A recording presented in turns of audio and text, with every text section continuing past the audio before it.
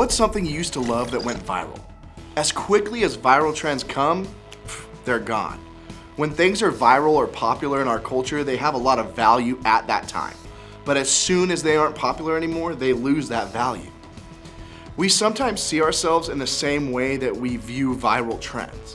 When life is going great, people notice it and make us feel valued and good about ourselves. Maybe you did good on a test. Maybe you scored a touchdown.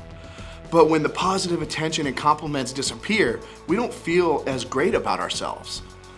Maybe we still made a touchdown that game, but we lost it due to a fumble. When we make the attention or compliments of others the thing that gives us value, or our value feels like it goes up and down, is a never-ending cycle that we can't stop. If we aren't careful, we can believe that the only way to find value is from those around us. We're all tempted to feel more or less valuable based on words, actions, and attention from people around us. But that's not the way that we're meant to live. How God feels about us should be the first place we look to find our value.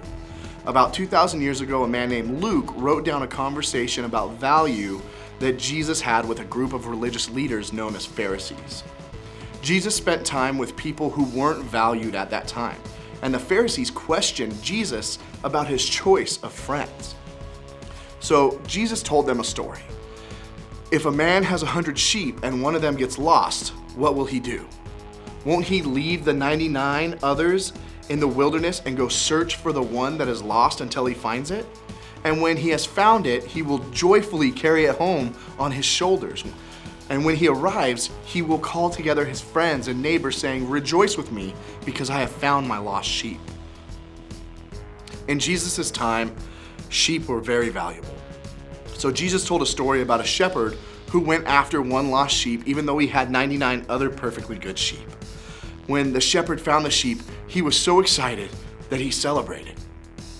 Jesus explained, in the same way, there is more joy in heaven over one lost sinner who repents and returns to God than over the 99 others who are righteous and haven't strayed away. Jesus said that God throws a party in heaven when just one person out of the billions on earth decide to follow God. The amount of joy God feels when one person decides to follow God shows us how much value we have. One person's life is just as valuable to God as the lost sheep was to the shepherd. No matter what you've done, no matter what people think or say, you have value because you are loved by God. God determines your value.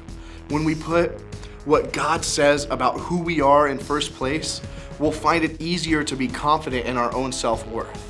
When the Pharisees asked Jesus what was the most important thing, Jesus replied, "Love the Lord your God with all your heart, with all your soul, with all your mind. This is the first and greatest commandment. And the second is like it. Love your neighbor as you love yourself." All the law and prophets hang on these two commandments. Jesus said that loving God and others is the greatest thing we can do, and the only thing we can do that is love ourselves the way that God loves us. This is super important. No matter what happens in life or what people think or say about us, God determines our value. Let's commit to one thing to help us remember our value. Know who God says we are. We need to know who God says we are. Your value never changes or decreases because God values you no matter what.